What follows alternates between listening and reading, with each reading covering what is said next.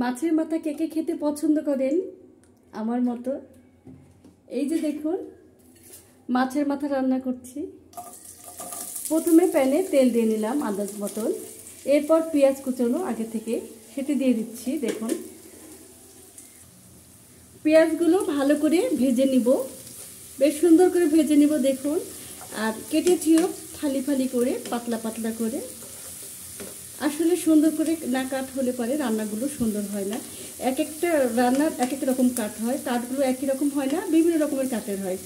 যেমন ধরুন ভাজের জন্য একরকম, পুরপুরের জন্য একরকম, চচ্চড়ির জন্য একরকম, দো পেঁয়াজের জন্য একরকম, মাছের মন্ড রান্না করার জন্য আরেক রকম। এই তো বা মাছের মাথা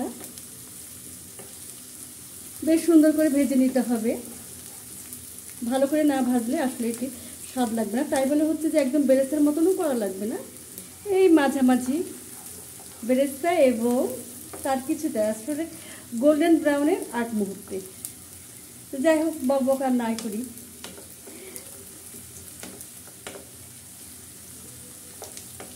এই যে দেখুন এখন আমি এক এক করে সব মশলাগুলো দিয়ে দেব।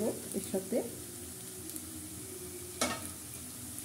আদা রসুন পেস্ট দিয়ে দেবো 1 টেবিল চামচ, একসঙ্গে বাটা আছে সেটা দিয়ে দিচ্ছি। হলুদ গুঁড়ো, মরিচ গুঁড়ো যে যেরকম ঝাল খেতে পছন্দ করেন সেরকম দেবেন। আমি 1 চা চামচ দিলাম। মশলাগুলো নেড়ে দিই, তা না হলে পুড়ে যেতে পারে। লবণ দেব পরিমাণ মতো, যেহেতু আমি মাছগুলো ধোয়ার সময় লবণ দিয়ে ধুয়েছিলাম। সামান্য পানি দিয়ে মশলাগুলো ভুনে নেব। পানি না দিলে মশলাগুলো, শুকনো মশলাগুলো পুড়ে যাবে। এই যে দেখুন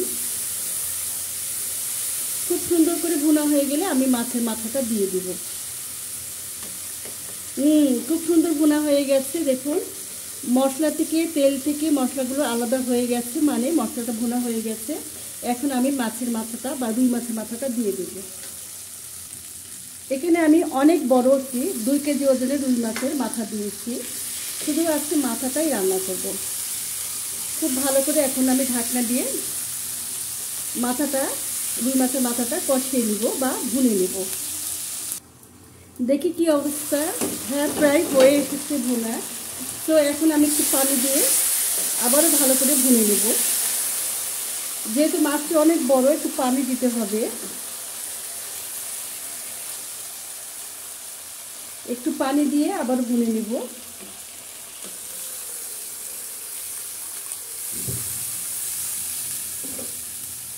একটু দিয়ে দিলাম।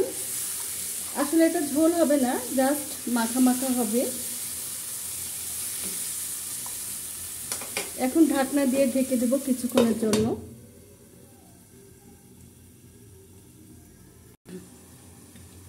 এই তো হয়ে গেছে মাছের মাথা। আমি এই পর্যায়ে কয়েকটি মরিচ দিয়ে দেব, জাস্ট ফ্লেভারের জন্য।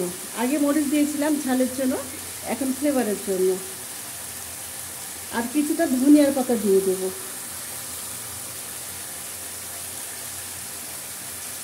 ধনিয়ার পাতাগুলো ফ্রোজেন করে রাখা ছিল ফ্রিজে। দেখি হয়েছে কিনা। এই তো হয়ে গেছে, খুব সুন্দর। খুব সুন্দর স্মেল বের হচ্ছে। এই তো চমৎকার স্বাদের হয়ে গেল আস্ত রুই মাছের মাথা। তো আশা করি আজকের রেসিপিটা আপনাদের সবার অনেক ভালো লাগবে। ভালো লাগলে অবশ্যই বাড়িতে তৈরি করে খাবেন এবং কমেন্টস করে জানাবেন কেমন লাগলো। তো সবাই ভালো থাকুন, সুস্থ থাকুন, নিরাপদে থাকুন। আল্লাহ হাফেজ।